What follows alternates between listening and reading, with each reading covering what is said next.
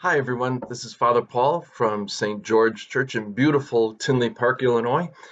I hope that this is a blessed day for you, whatever you're up to.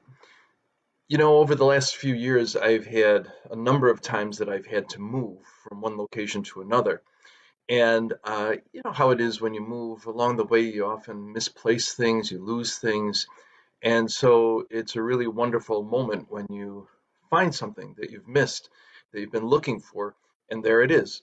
Well, that happened to me recently the other day when I found a gift from my old friend Louis from St. Paschal Church, where I was pastor from 2005 till 2017.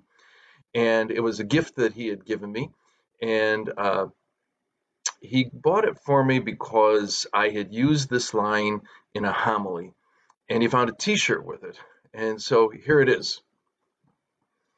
I will destroy my enemies by making them my friends.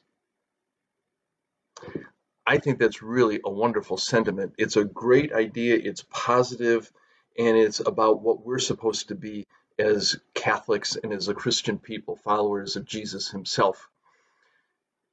So often I look at social media and I see things that start out with, I don't care what you think, or I don't want your opinion on this, I just have to say this.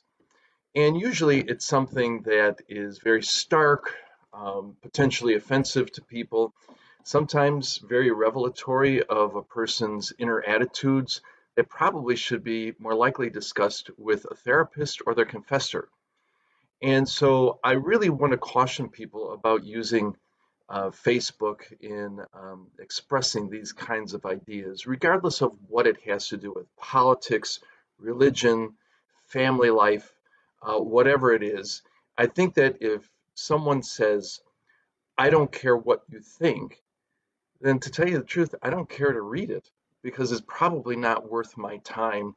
And it's probably more that person doing their own therapy than trying to do any good, than trying to build up anything, trying to destroy enemies by making them friends. It's a wonderful tactic, I think, to try to destroy your enemies by making them your friends.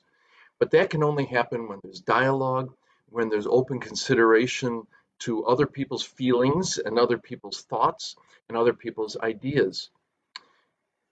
Many of us live in our own little bubble. We have our own little way of thinking. We have friends who are likewise thinking, and that's all good because we all need that kind of support.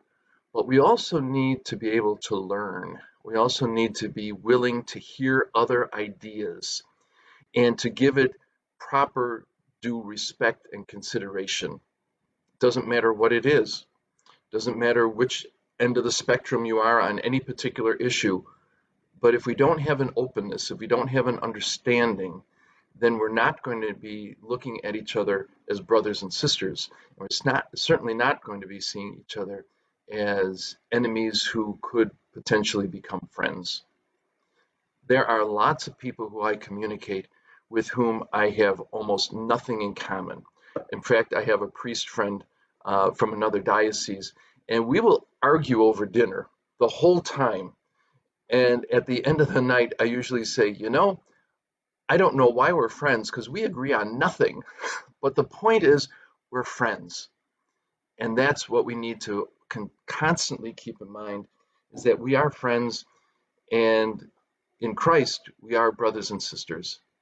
So God bless you, be well, and find an enemy who you can destroy by making them your friend.